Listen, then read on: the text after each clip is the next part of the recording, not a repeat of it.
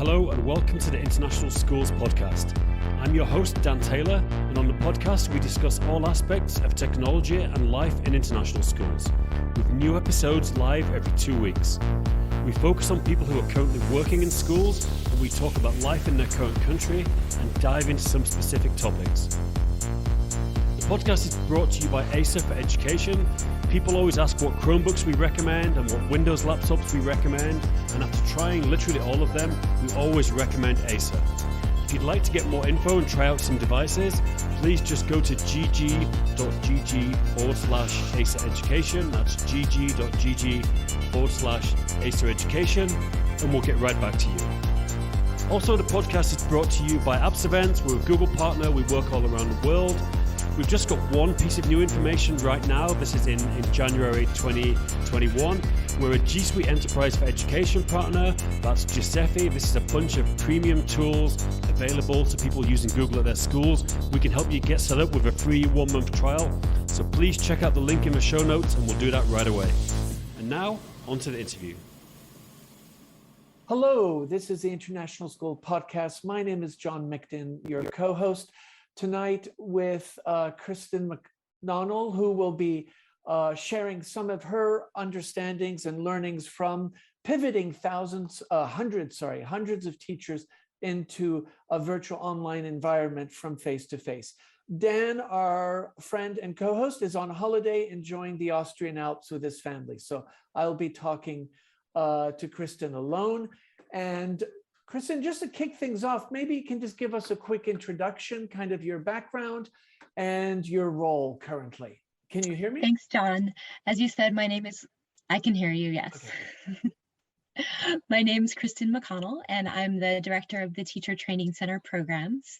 I'm just finishing up my second year in that role, and like many educators who have changed positions during the pandemic, I started with the Principals Training Center just before the pandemic happened, and so the bulk of my experience with adult learning at the Principals Training Center has been since we have gone remote. Fantastic. In the past, your organization has always done face-to-face. That's kind of the secret sauce where people get together, they get to spend time face-to-face, they get to interact in groups. There's the whole social aspect before and after the coffee breaks, and there's a lot of learning and sharing that goes on. Can you talk a bit about how you structured that face-to-face environment, just to give us a context of what you had to switch away from? Yes, the face-to-face environment is an immersive, intensive learning experience where people would come and participate in either a 5-day or a 7-day course, depending on if they're a teacher, counselor, or a principal or aspiring leader. And as you mentioned, within those 5 or 7 days, people are immersed in learning from the time they get up till the time they go to bed. And there is a culture of collaboration and co-construction of learning, as well as a time to be social and network and get to know each other and really better understand your practice as an international educator and the practice of other international educators. It's a unique experience because it's one of the only opportunities that I know of where people who work in international schools get to come together, and the focus is solely on international schools and international education. And both the Teacher Training Center and the Principal Training Center, I think, are really important professional learning opportunities for many educators that are looking to become leaders or further their craft as educators. And one of the things is that kind of community feeling, that sense of cohesiveness and the connections and the networking that you make. And that really is a very rich part of that experience, as you described. Now, suddenly COVID comes about and you, of course, have planned for the face-to-face, and suddenly that can't happen. And suddenly you have I think it's about 30 years of running these courses, and the Principal Training Center and the Teacher Training Center and the Counseling Training Center. So there's a lot of experience and expertise in choreographing and curating this professional learning. And suddenly you have to move to online. Talk to us a bit about what went through the organization's thinking when suddenly you realize you could not do it as you've always done and you do so well, and you have a very strong following and captive audience, suddenly you had to pivot everything online? What were some of the things that confronted you and some of the challenges and opportunities? Well, there are lots of different things we were thinking about. One thing we were thinking about is how do we take our content and make that content engaging in an asynchronous/synchronous environment. We were also thinking about the digital architecture. So how do we design in a way that people are going to be able to access and engage in learning? And then we had to think about our trainers and how are our trainers going to be able to facilitate the type of learning that we've been come to be known for in an online environment. And so we did go back and look at our design principles and use those as a guide. So we were thinking about almost as a criteria list when we were making these decisions. So can we still engage in research-based relevant curriculum strategies? Yes. Can we still have experienced international school practitioners? Yes, we can do that. Can we still access the best of what we know about how adults learn? Yes, we can do that. So we went through those design principles. And I would say it's exciting just as people in schools were going through this process. And it's also scary because we are known for offering high-class professional development and moving from a known quantity into an unknown quantity and making sure that we deliver a product that we are so deeply invested in for supporting international educators was a big challenge.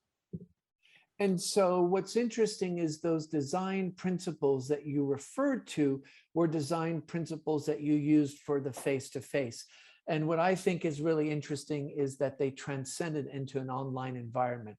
What is it maybe about design principles or learning principles that are so important when you develop and think of those as an organization that then they transfer into a completely different architecture? What were some of the things that you think were aspects of those design principles that made them actually available and possible in all kinds of different environments, face-to-face and online?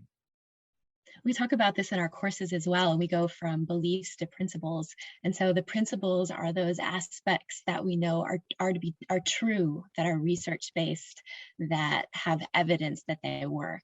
And so if you're thinking about designing learning and the learning is based on those principles, those research-based principles, the question then just becomes, we know that this works for learning. So now let's think about what that learning might look like in a different format. And so one thing that we had long conversations about is, are there aspects of learning that maybe work better in an online environment that we hadn't really considered before? Are there aspects of learning that we have sort of relied on in an in-person environment, and what might that look like when it's now in an online environment? So there is a lot of opportunity to dig into maybe a new set of research principles as we were looking at going online. We know how adults learn best, but how does that align with learning online in a virtual environment? And how can we continue to be creative and innovative and provide an engaging experience for participants that is still very practical and skills-based? So you start designing this online environment and these online courses. Can you talk a bit about what kind of structures did you create? Because you obviously understood that what happens face-to-face you can't replicate in online, but the design principles are the same. What were the things that you had to change the most? What were the things where you had to basically say, okay, we need to reinvent the wheel in some ways? I think there were two main things. So the first thing we spent a lot of time doing is coming up with a model. So what might this model look like? What are the things that we would like participants to be able to do to have a really powerful learning experience? And we came up with 4 things. So we wanted people to have opportunities to watch and engage. We wanted people to have opportunities to practice their skills. A really, really important aspect of our programs is getting perspective perspective, getting perspective from colleagues, getting perspective from experts in the field. And then we also know that choice is really important when you are an adult learner, also when you are a student as well, but we're focusing on adults here. And so we wanted people to have a chance to go deeper with their learning and provide them with some resources that they might be able to choose from so they could sort of personalize the path that they took with their learning. And so that was the model aspect of what we did. And so you use this model and you start redesigning many of the courses and the offerings that you had. When you were doing that, you very likely were aware that one of the things that people love about the PTC and the TTC is the social aspect. It's that connection and networking. When you were thinking of the redesign, how did you consider that aspect that is much more difficult, that sense of community and the coffee break or maybe having a beer afterwards? How did you come to terms with that aspect that's so rich in the experience that people come for? I mean, I think there, just like schools had as well, I think in a way there's a little bit of a grieving process because you have to let go of things that are really important. And it's really hard to let go of something that has worked and has been so effective. And so one decision we had to make was, for that synchronous time that we have together, how much synchronous time is reasonable? We know that we screen all day. So we had to think about what's just enough time that we can get people together and talking and getting perspective. And then perhaps how can we chunk that? So the two structures that we came up with were one, which ranged from about 90 to 120 minutes. And we knew we couldn't go past that amount of time because we have time zone constraints. We had people joining us from, 10, 12, and we had to try and find a time that was going to maybe not be best for everybody, but that would work for everybody in a reasonable way. And then the second structure that we put into place is a structure that we did have in our in-person institutes, which was our afternoon groups. And we renamed those afternoon groups as our home groups because it's no longer the afternoon for everybody.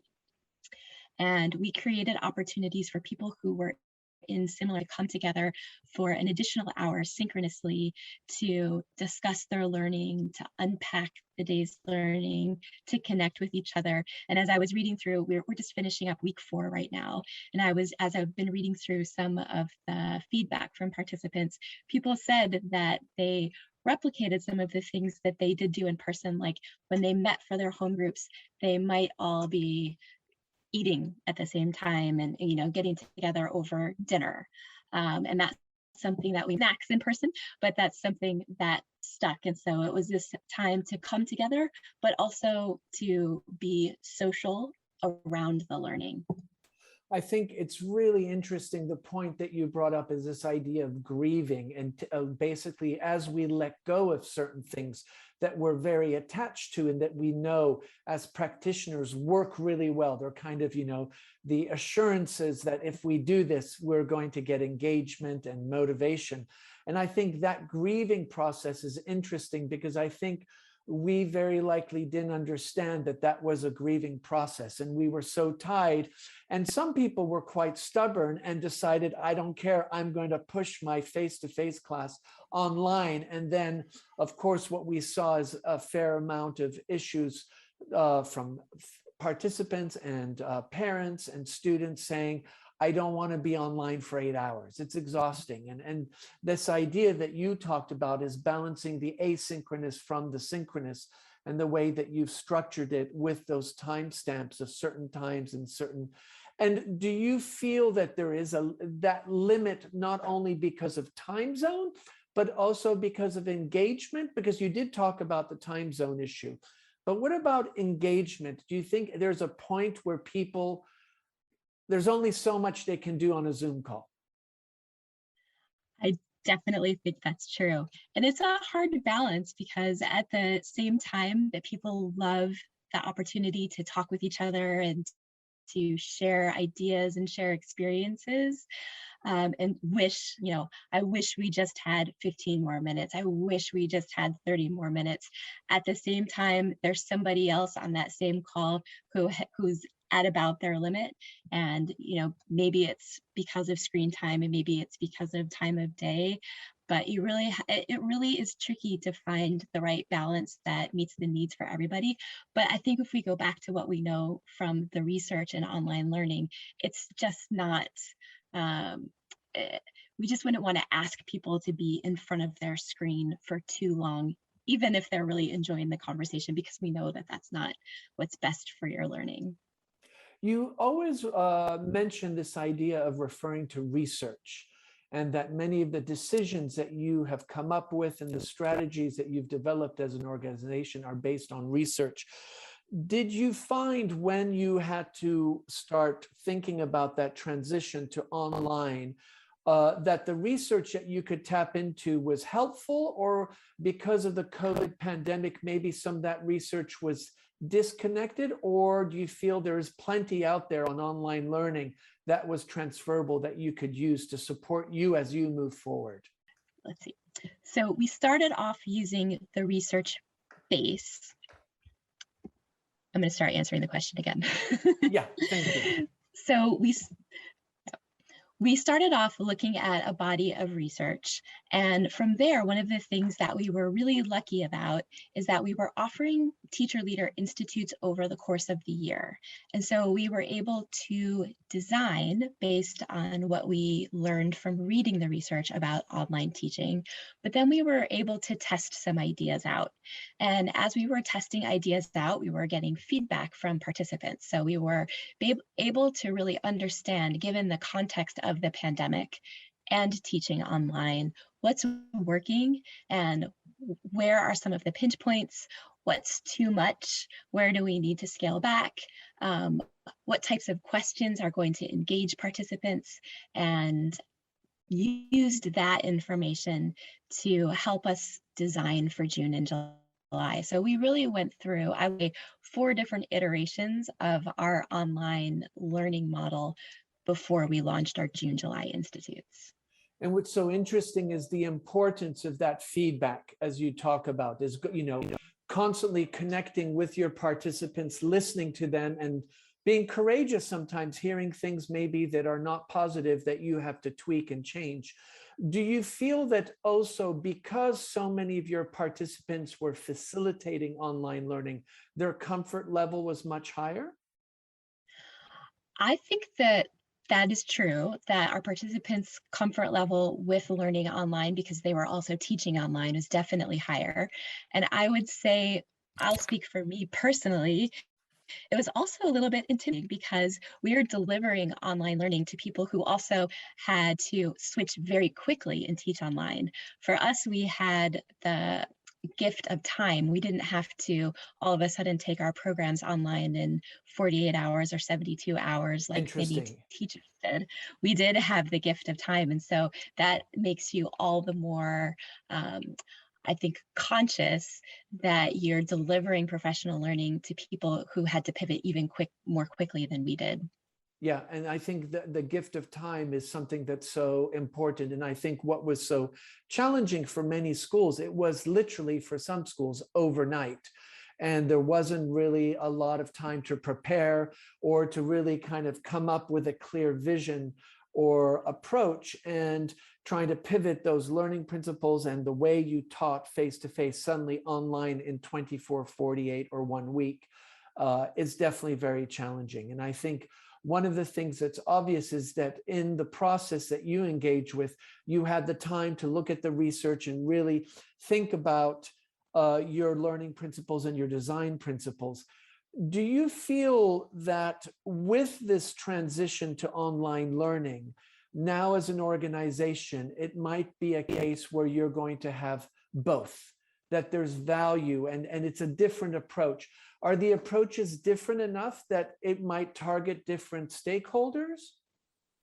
Absolutely. I think some of the initial feedback that I've seen from participants is that there are people who have never been able to attend a course before for a variety of reasons. And we're really excited that because we were offering in an online format, it opened up access and really were able to include people that maybe had always wanted to take a course and hadn't been able to in the past. So I think that there are enough international educators out there who learn in different ways. Some people are probably going to prefer the in-person learning. Some people are going to prefer the online learning. Some people, during the school year, we offer self-paced asynchronous courses. For some people, they prefer that because they like going at their own pace. So I think that because there are so many different approaches to learning, being able to have these different entry points, online, in person, 100% asynchronous, combination of synchronous and asynchronous, really opens up a lot of doors to people that weren't available before the pandemic. Yeah, and I think it's so important. What you're saying is the idea that everybody likes to learn differently, and some environments are easier than others. Do you think if it hadn't been for the pandemic and COVID, that long term, an organization like yourself would have considered online learning, or was this something that was not what you felt was the strength of the organization? I think as an organization, we had offered our EAL certificate. 2 of the 3 courses have been asynchronous and online for the past several years, and that had been working and is working effectively. Our our summer institutes, our June, July institutes, I don't think we had ever really thought about taking those online before because they were so well attended in person. And I don't know that we would have had the capacity to offer a simultaneous in-person and online institute. But I think because of the pandemic, it really gave us a chance to rethink how we offer professional learning and maybe how we use our resources as an organization and think about maybe there are some different ways we can restructure to better meet the needs of all of our participants. And it's interesting, you saying this idea that, restructuring and what we're offering and the capacity, for an organization or even a school to have face-to-face and then in parallel run online. I think that's a huge ask. Do you think now, generally, professional organizations that target international educators or educators are all thinking about having kind of a blended approach, some online, some offline? Is there suddenly greater understanding of the value and the need for this? I think that there is, and I think that as everybody knows who has had to make this switch, it's a lot of work. And Yeah. so when you put all of the work and thought into designing, I think the idea of thinking like we just redesigned this entire program, you don't really want it to be a one-off. And Yeah. as you're designing, you're putting a lot of thought into it. And so you're not like we weren't necessarily thinking this was a one-off. We also weren't thinking that this is going to be how we do things forever moving forward. We're just trying to design the best possible learning experience that you can. But I think as the institutes end and we go back and reflect and look at all of the work that we've done, some lessons that we've learned are in some ways when you have a shorter amount of time, so when you have 90 minutes of synchronous time or 120 minutes of synchronous time, you have to be really clear about what the learning outcomes are and what experience you're going to design to get to those outcomes. And in some ways, it makes you I think improves your teaching because there's not a lot of opportunity for anything else except for being really clear about what you want to have happen. And so I think that the work that goes into that, I would hate to just put it on the shelf now Yeah. and not go back to it.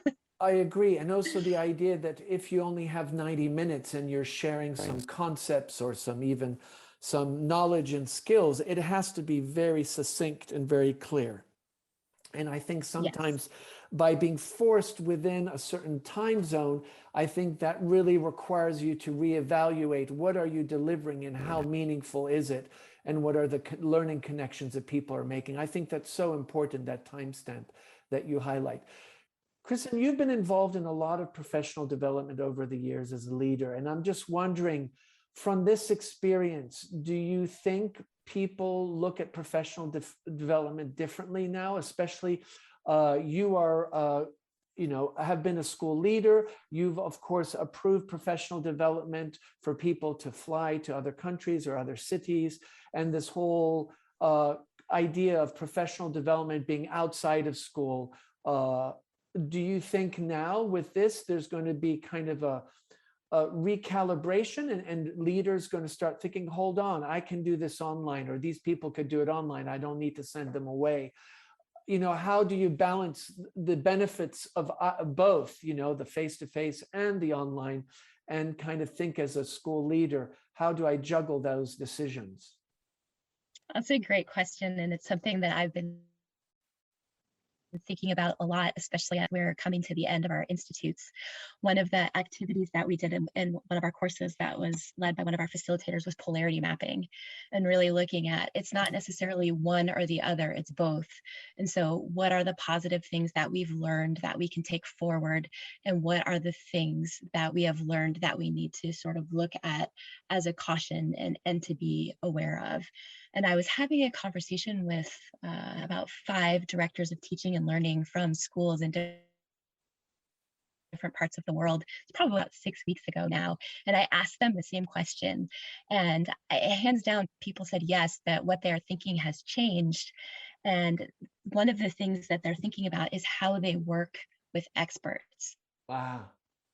Interesting. And so instead of having that calendar of, we're going to have this person come this month and this person come next month, there's been a shift to how can we leverage that person's expertise and make it more of an ongoing iterative process. So instead of having somebody come in for a day, maybe we're going to have them come in and do 90 minutes of learning with our faculty.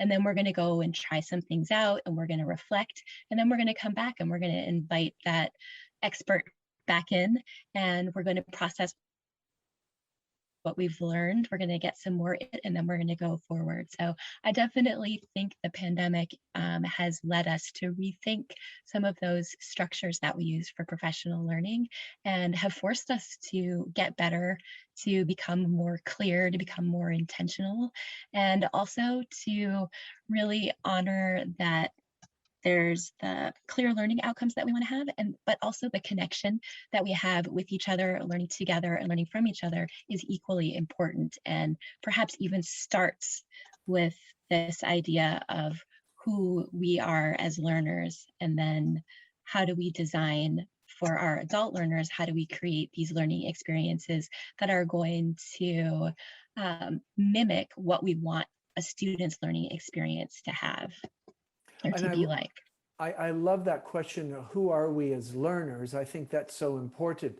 And, as you talk about this anecdote with the directors of teaching and learning, what's interesting in the corporate world, there are companies that have gone online fully. IBM is a great example. And I think they, and some of the anecdotes and research you can read, I think some of the learnings that we've come to understand as educators through the pandemic and schools moving to online is those aspects of going away from the one-shot expert for a weekend and looking at that as more of a long-term relationship and periodic coming in, and then practitioners being able to actually implement some of the learning and the strategies, and then getting that feedback at another time. I love that model where you're not just going for a weekend, but you have that expert over many weeks. And as you stated, maybe a 90-minute Zoom call with some reading. And I think those kind of structures are really interesting. And I think, schools it is a great opportunity to rethink this all. And do you feel that generally from the participants that you're talking to, and many of them are school leaders, has everybody kind of come to an understanding this is a great opportunity to think things anew, or is there going to be everybody running back to the past? I think people see it as an opportunity. And I think especially if there's this balance, when everybody's online all the time, it's exhausting. But as schools are starting to be able to go back and be together as a school community, I think this idea of having that face-to-face together as colleagues, but then also working online with experts can be a really nice balance and really open up a lot of doors and opportunities to connect with other teachers in different parts of the world, with experts that we always could have done this, but we just weren't really propelled into a situation where we took advantage of it so easily. Yeah, and I think it's kind of sometimes you need a crisis or a big challenge to start thinking differently, and sometimes it's harder to self-motivate or even start thinking out of the box when there is no need or no pressure. And I think so much about the pandemic, the silver linings have been some of the things that you've been sharing with us and some of the learnings. Where do you see this all going? We're in the middle of the summer and schools are going to start again. Learning organizations like yourself are going to look at the year, and as things get better and people are vaccinated, there will be, things opening up. Do you have kind of an idea? What are some things that you foresee down the road? That's a hard question. I know it's a hard question. It's kind of the silver, the crystal ball gazing. But I think one thing that I really appreciate in the way what you've been sharing is this idea of balance and understanding there are positives for both, and how do you blend them together and make the best of them? Do you feel that that's maybe something that you're walking away with as an organization? Absolutely. I think in about 1.5 weeks, we will have finished our institutes for the summer. We'll have a chance to go back and look at the feedback we received from the participants and just reflect on what worked, where were our successes, how can we build off of those, what are some lessons that are learned, what are some revisions that we would like to make. And as we're going through that process, also looking at what's happening in the world. Is it going to be safe for people to travel? Is it going to be safe for people to come together again? What opportunities can we provide to continue and learning together? And I suspect we'll provide a combination of both. We certainly have not made any decisions yet. We will definitely want to look carefully at all of our lessons learned, but I really do think that there's room for both the online learning and the in-person learning to meet the needs of all of the educators that we serve. Absolutely. And as somebody that's been a school leader, what do you think, what are some lessons that you feel school leaders should walk away from? What are some maybe little heads up or things that you have experienced and learned and facilitated that you think would, support school leaders as they start looking at the new school year ahead? I think one big lesson that we had from this summer is, and teachers already know this, I think, but for the leaders to know how much work it is to redesign learning and to rethink learning. It's not just, tomorrow we're going to teach online what we would have taught if we were in person. And so I think our hats are off to all of the teachers who have made such a quick change. I think another big lesson that I didn't learn this personally because I'm not in a school right now, but from talking with people who are in schools, is how important connection is and how important it is to be able to make time to have some playfulness about learning, to have some joy, to come together, to celebrate all of the successes that people have had over the past year and a half as they've had to make constant shifts, and to think how we can continue to support each other as teams. I think teams is something, a lesson that is learned, that has come out of the pandemic, is how important working with your team is and how you can support each other and share the work. Absolutely. And I think, teams that worked well were quite successful in engaging with online learning because they could divide and conquer, in the sense they could divide the workflows and they could, as you state, and as so true, having done this myself, teaching online and converting or changing or designing your courses online is a lot of work. It is hours, and I think it's sometimes much more. And I appreciate and also echo what you said. Hats off to all the teachers, because the hours and dedication that took place is phenomenal. And I think sometimes, no disrespect to my colleagues as school leaders, is sometimes not having done it yourself, sometimes there's a bit of a disconnect, even though I think all leaders have been extremely empathetic and supportive. I think until you've actually tried to move a lesson online, I think one doesn't realize the time that it takes. So yeah, I absolutely agree with you. Kristen, thank you so much for your time and your wisdom and sharing your experience leading, professional learning and this pivot from face-to-face to online learning. I assume that many of your participants, have you noticed that there are different participants coming, as you said before, and do you anticipate those participants expecting only to do online, or do you see them transitioning also to the face-to-face? I think we'll have a combination of all of the above. I Yeah. think that I think we will. So we're really excited about what's to come for professional learning and what that might look like and how we can continue to innovate and push ourselves to deliver high quality training for international educators, whether we're online or in person or a combination of both. And that's what I think is the big lesson I'm learning from our conversation today. It's not about the online or the offline, it's about the design principles and the learning principles and how robust and how purposeful and authentic they are. And I think if you have those, that is such a strong base to build, be it online or offline. So I really appreciate those perspectives. And thank you so much for being part of the International Schools podcast.